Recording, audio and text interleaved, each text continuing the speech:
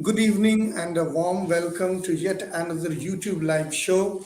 My name is Shaunak and I welcome you from the entire family of Asian College of Teachers to this very special show.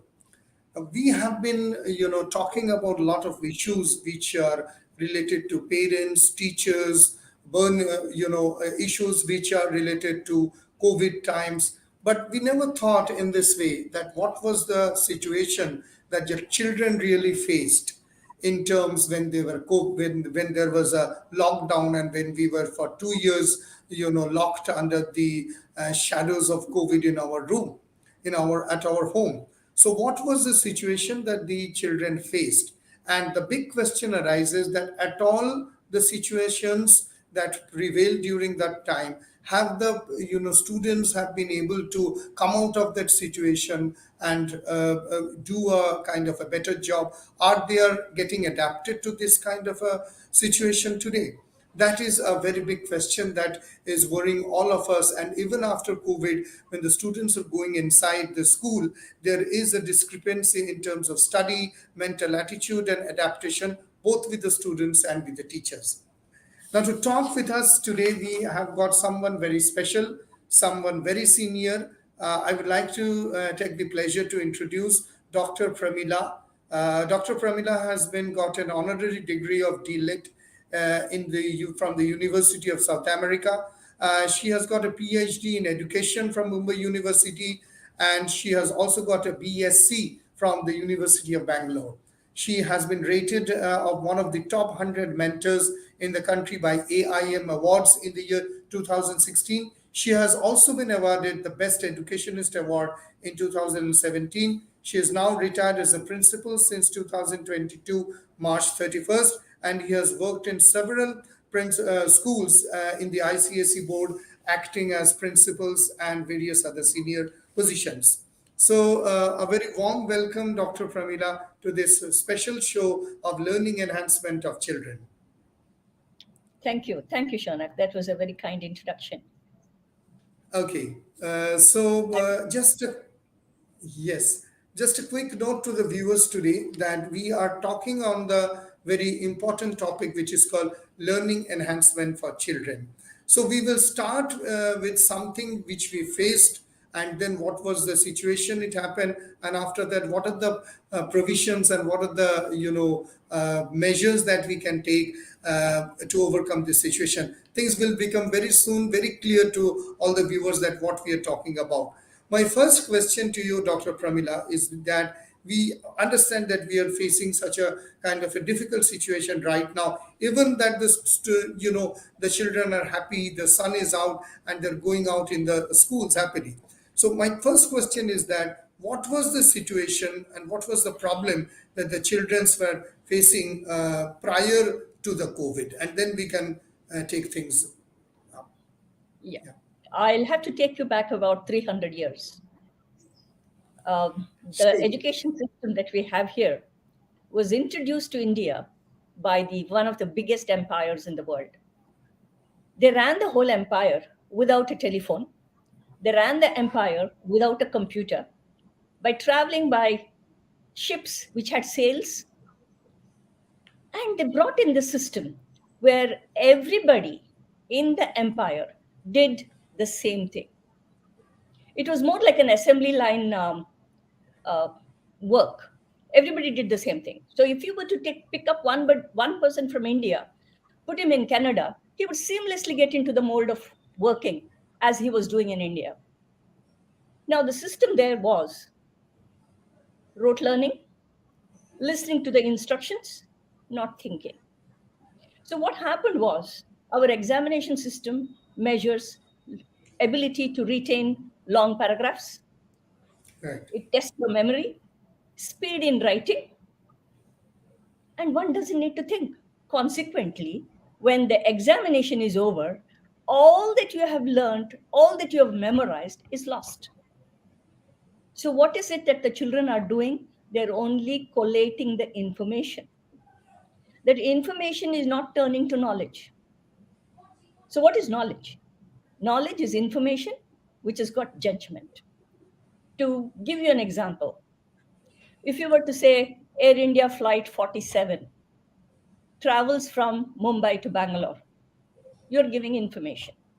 And it leaves at 6:40, information.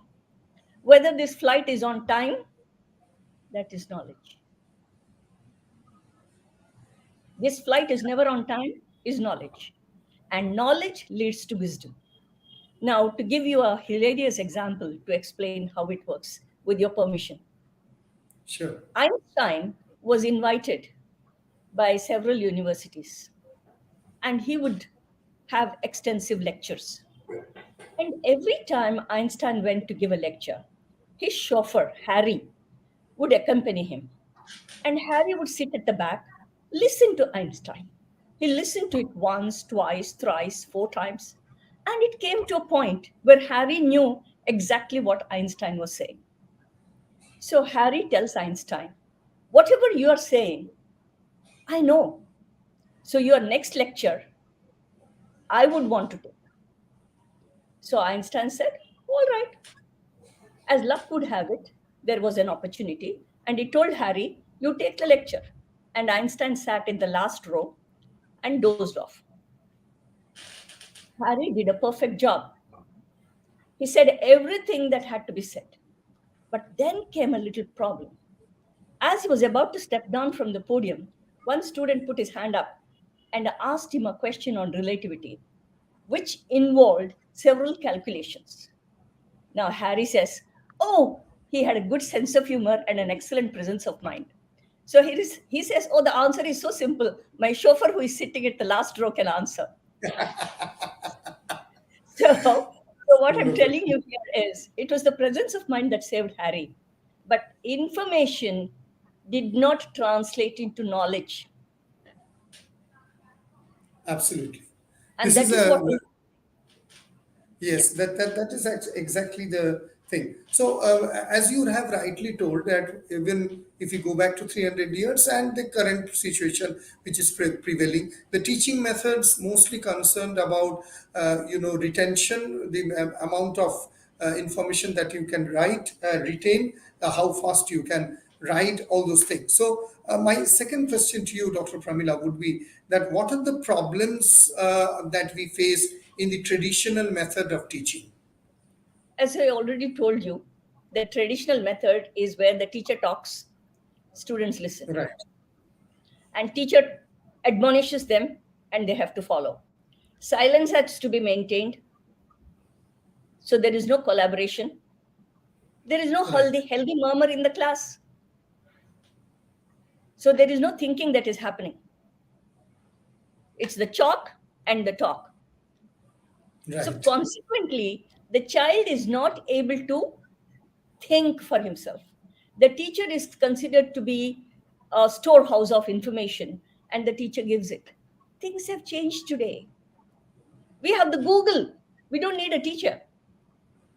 We want information, we can refer to Google. But the teacher has to be a facilitator. In a traditional method, a teacher is not a facilitator. Right. Keeping Absolutely. keeping quiet does not mean children are listening. They could have shut their mind off. Right. Absolutely. So I would like to ask you one thing, that what were the problems that the students specifically faced during the time of COVID? I mean, to say, other than staying at home and becoming bored and getting obesity, what was the actually the problem that it faced, and how the teaching fraternity also faced during that time? Let us identify the problem, then we can come to the solution. Okay. So now, um, let me give you an example. Let's call this child Janki. Okay. Now, Janki comes from a middle class family. The school is shut down. The father has lost his job. The school sends regular worksheets, but between the three of them, there is one smartphone. So that Right. smartphone has to be used to do the worksheets. So now it is so difficult. The parents are now not worried about COVID, they're worried about their future. And the children are listening to the fact that COVID has no cure. and people are dying left, right, and center. So there is so much of fear, there is so much of anxiety. So where is the peace of mind? The parents are not worried about the learning per se, they're worried about their future. To top it, if there is a larger family, in a place like Bombay, there are small matchbox size houses. The father is working, the mother is working, there is a sibling crying. So the environment is not what it used to be at home, I mean, at school. So the Right. learning to that extent gets impacted. And with all this, the teachers also have their share of problems. The school shut down suddenly. Teachers didn't have reference books at home. They didn't have a computer, some of them, and they had to use their mobile phones to work. Schools rose to the occasion and gave them the mobiles, I mean, gave them the computers, and the teachers could work. They gave a permission to come to school or send the books home. They did whatever they could to help them out. And teachers also had their share of personal problems. No maid servant, they had to do the work themselves, and the husbands Right. were at home. Ek cup chai milega. So these were all things which were making inroads into their own Absolutely. personal time. So I that was a problem which the teachers had to face. Yes. Now, what And keeps me thinking is that even the yeah, schools, now that it has opened up after 2 years, are the students as well as the teacher, are we still trying to cope up with the problem? Are those memories and those habits of rising up late and doing everything through Google, it is still haunting us and keeping us busy, or we are really into the way of learning? um, whenever some trauma occurs, it takes a little while for you to get over it. I had visited a BMC school just yesterday. The school, I believe, had a full class of 8, 7, and 6. Now, there are 5 children in 6, 5 in 7, 5 in 8. So the BMC has taken a decision to club all three classes together, and one teacher has to teach them. Okay. So now, But it is still happening. I mean to say, now that the schools are open, why so this less numbers? um, because during COVID, they left Bombay, they fled Bombay, and they Okay, haven't been able to come back. This is one incident that I'm telling you. You know, some of them have lost their earning member, right. so there is no fees to pay the school. So these are all issues which one needs to deal with. So at the moment, I think what we need to do as teachers is to try and look at the emotional side and deal with the emotional side first rather than deal with the Bloom's taxonomy and worry about the cognitive and the psychomotor domains. Right. So, what I would like to ask you, Dr. Pramila, is that now we understand that this was the problem, and as you rightly have pointed out, that there was in order to absorb that shock or that kind of a debacle, it takes some amount of time. But one thing which you rightly told, that what we have got information and then we transfer it into a knowledge. My question to you is that information was there prior to COVID when there were regular classes. That information is still there when we have a partial normal class and partial online class. What would you think that, I mean to say, I also had a discussion earlier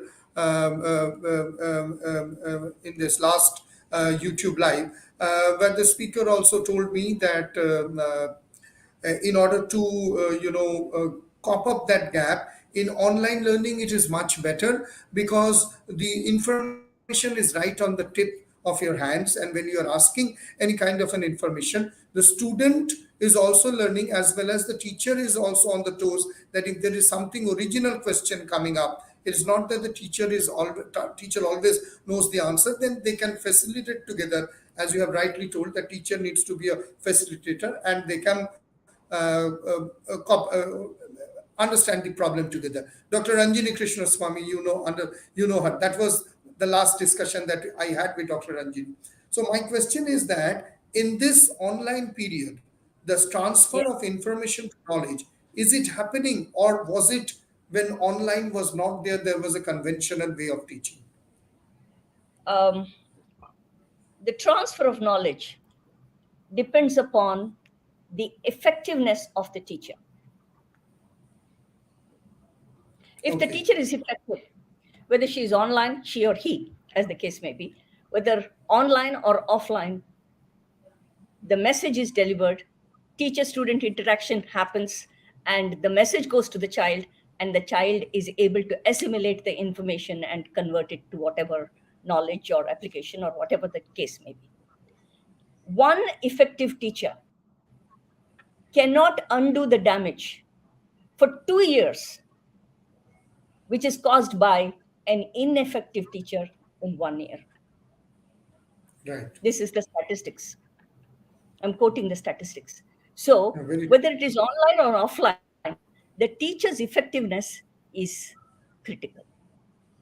If the teacher is not effective, she cannot do anything. I'm saying she mostly because most of the teachers are ladies, happen to be ladies in the school level. Right. So, for online teaching, one of the basic things that has happened because of this 2 years of lockdown is that the achievement gap has widened. And there is something called learning loss. So the achievement gap has to be narrowed down. The learning loss has to be also done away with. For Right. that, a lot of effort has to be taken. And with the online learning, what has also happened is the children have lost their personal social contact. We are social animals. So we need to interact with one another. The social contact is lost. So the socio-emotional learning has taken a beating. And according to Vygotsky, social constructivism, what happens is your language development depends upon the social interaction.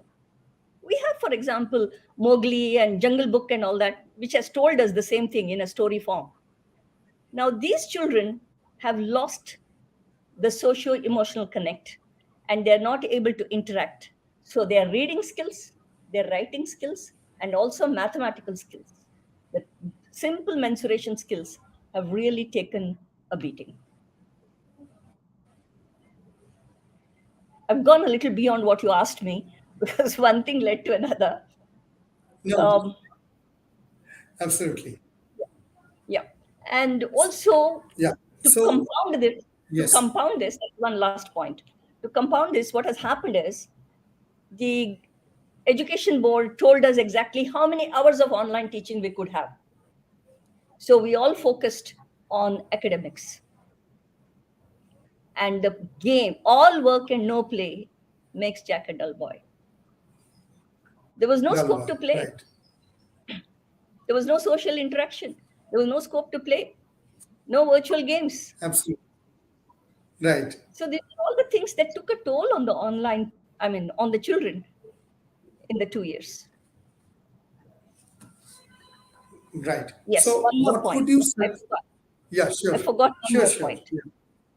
Children who had special needs, they couldn't be catered to at all.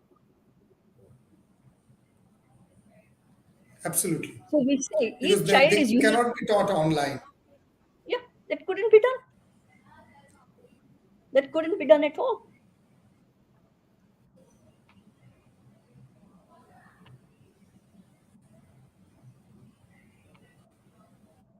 Absolutely.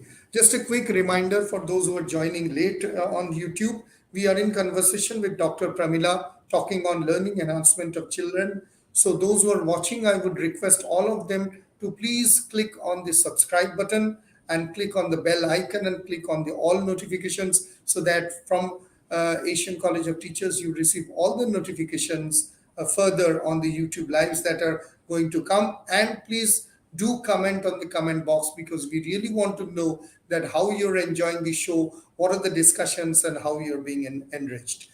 Okay, coming back to Dr. Pramila, my next question to you would be that uh, as far as learning enhancement, the word enhancement is concerned, what would be your suggestions and steps that would take this child into a further step of enhancement? Uh, you're all familiar with the normal probability curve, the bell curve. Right. So most of the children belong to the average group.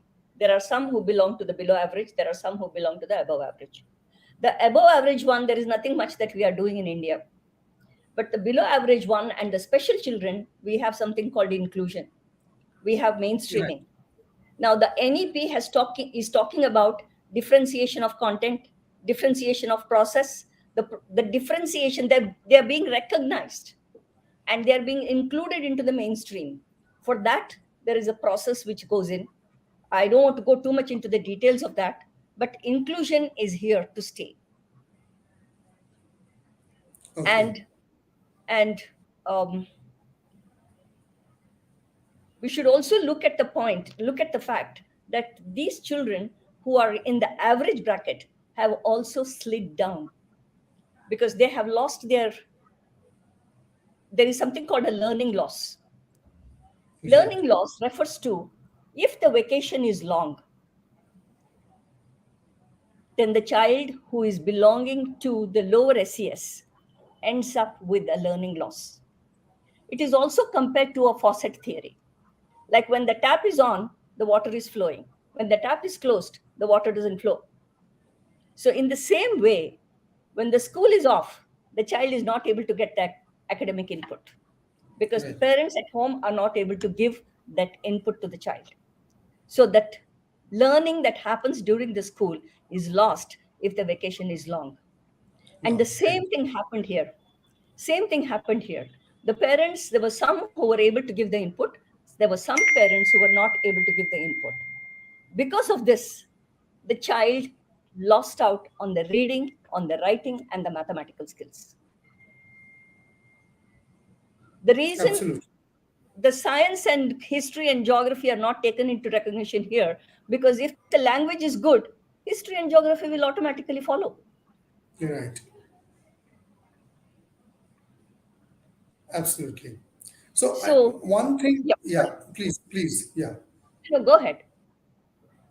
Now, one thing that was I was thinking during this conversation is that the power of retention. Now, the question is that I understand that as you told that the age-old education system is just how much do you remember. But at one point of time, I don't know, I might be wrong. I think that retention is something important in order to come up with some original ideas. But with the digital, world emerging so strongly, we hardly remember anything. We have Google, we have WhatsApp, and we have online things that we can just type out and we can get the answer. So my question to you is that what do you think? What are your views? Shall we have a retention power, or we just depend on technology to get whatever is required at any point of time? Okay, I have one simple question to ask you. When we had the dial tone telephones, did you remember the Hmm. telephone numbers? Yes. Do you remember them now with your mobile phones? No. No. The reason is when you were dialing, your memory was also getting transferred to your fingertips, Right. and there was a kind of a reinforcement, Absolutely. and you were able to recall the okay, Shaunak's telephone number is so and so.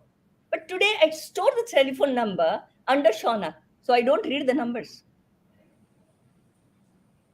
So chanting, the chanting that we used to do has a reason. It sharpens your brain cells. So, what we introduced in our school, I'm not talking about the recent school, the school before that, where I was the principal, we had a mantra of chanting tables because children didn't know their tables. 13 6 are no, nobody knows. Two times, five times, 10 times they know. Other than that, they don't. So we introduced the mantra. Everybody, we had 5 minutes where they had to say this prayer, tables. So we have to think of a technique wherein they remember, associate with things, tell them a story, tell them a Right. story, have graphic organizers. It's called scaffolding. Brunner started this. Now, since there are teachers here, I don't mind telling the names, so I suppose they will somewhere remember. Scaffolding theory was put forward by Brunner. Right. You know what is a scaffold? Scaffold is that prop that you put up so that people can do their work. So you have Right. this scaffolding, these props, to help those laggards so that they come on par with the others. Right. So I mean to say, so you are telling that retention and memory is important, provided it Yes? is linked with the current need that we have. Yeah. Okay. Yes. So my last question to you would be that what would be your advice to the teachers? I mean to say the adaptation of the students from 2 years of gap that they have. Not only they are trying to adapt, but also the I think the teachers are also facing the problem because they are unable to remember. Handwriting has gone bad. They have become restless. They have become lazy. So what would you suggest for that? Teachers need to remember one thing. Teachers are not here only to teach academics. Teachers have to teach the children to cope with life. So, if the children have forgotten, it is our bounden duty to ensure that they learn. So, there is no need. Make haste slowly. This is my patent. Make haste slowly. Don't rush to complete the syllabus. Ensure that what is being taught is understood before you move ahead. There was a time where I was a principal of a school. For the primary, we didn't have a textbook, Okay. no prescribed textbook at all. We found topics and themes that the children would need to learn, and we built an integrated system. The integrated system is come up now through the NEP, but we had it a few years ago. So we would teach things through music, through art, through science, to everything was integrated, and this theme was taught. And the learning was so complete because of that. So Right. that's where you are. And one more thing that teachers need to remember: balance your head and the heart. It's a very difficult task to do. Yes. Anything happens, you just pull the child out. Let me take you to the principal. Find out. Just as the child has made a mistake, maybe there is a reason why the child made a mistake. There is no bad child ever. Everything is based on context. So think before you act. Handle things with love and care. Absolutely. So I think we don't have any questions as of today. Thank you, Dr. Pramila, for such an enlightening session. It was really good to learn a lot of things, the difference between information and knowledge, how we can transfer them, what are the duties that the teachers have, what are the duties that the parents have. So Kanta is telling that thanks for being us with ma'am. ACT family gain insight at difficult aspects. So thank you, Kanta, for putting up this. And I would request all the viewers also to kindly subscribe to our channel and please put up your comments because these comments really help and we can really learn that what are the burning issues that you are facing and so that we can make more YouTube live based on the type of questions and type of comments that you put up. So please put up your comment and do subscribe to our channel. And a heartfelt thanks to Dr. Pramila for her busy schedule. You have taken up a time and it was a great session. Thank you for being with us. Thank you. Pleasure is all mine. Thank you very much. This is Shaunak signing out from Asian College of Teachers YouTube Live, promising to come with another YouTube Live very soon. Thank you and have a great day ahead. Bye.